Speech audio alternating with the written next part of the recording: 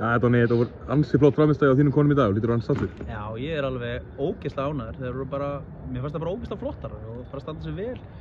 Víkingslið ógeðslega gott og búið ganga svolítið bröðslega hefðum, þannig að maður gerir ráð fyrir að þetta verði virkilega erfið leikur eins og hann var, eðlilega. Víkingur hélt boltanum ágætlega en mér fannst við bara vinna vel úr þeim stöðum sem við ætluðum okkur að vinna úr og refsið þeim harkalega.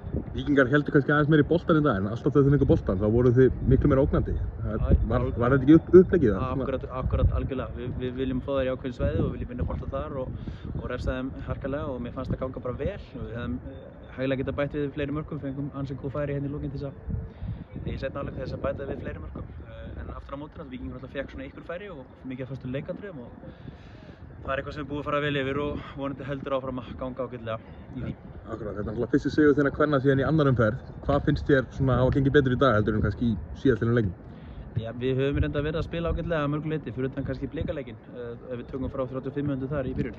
Þá höfum við bara verið að spila bara vel og frammistaðan hefur verið fín. Við hefum bara ekki nóg að klára leikina og það kannski hefur vantað upp á.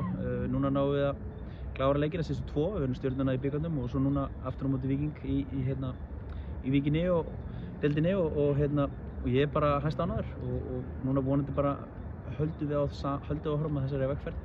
Akkurat, það líka hlýtur að vera ansi ánægilegt að þessi ungar stelpur, Elisa Bríet og Birgitta sem að setja mörk í þessum leik. Það er ánægilegt, ekki? Já, auðvitað. Bara ánægilegt að við séum að skora 4 mörk. Við höfum ekki verið að skora mikið af mörkum í leikjunum. Við höfum verið að skora 1 mark yfirleitt og svo 3 móti í framlengingu móti Stjörnunni en annars hefur ekki verið mikið mörk í leikjunum en 4 mörk á þessum velli er bara ógeðslega sterkt og vonandi eitthvað sem bara koma að skala áfram. Akkurat, þessi leikur lítur sem að gefa ykkur svona aukinn kraft í komandi leikjum. Já, bara síðustu 2 tókum alveg hinn með okkur áfram í þennan leika því að það var góð frammistaða líka á móti hörkugóðu Stjörnulið á útivelli. Og svo kemur aftur góð frammistaða ofan hérna og fylgja mörk með þess að við náum að klára færin okkar. Þannig að ég held að það ætti nú bara klárlega að veita okkur áfram sjálfstraust en gerum okkur hins vegar grein fyrir því að það verður ógeðslega erfiður leikur á móti mjög góðu liði fram og vel þjálfuðu í næsta leik.